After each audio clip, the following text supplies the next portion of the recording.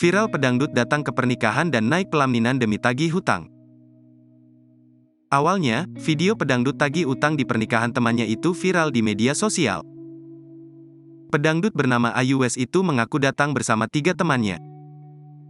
Wanita asal Ciawi Tasikmalaya itu datang ke pernikahan temannya untuk menagih utang sang pengantin. Padahal Ayu dan teman-temannya tidak diundang dalam acara pernikahan tersebut. Namun karena kesal pelaku malah menggelar acara resepsi mewah, Ayu pun nekat datang dan menagih utang. Detik-detik Ayu dan temannya saat menagih utang ke pengantin wanita pun direkam dengan jelas.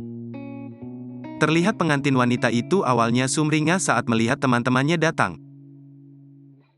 Namun wajahnya langsung berubah saat Ayu menanyakan soal uangnya.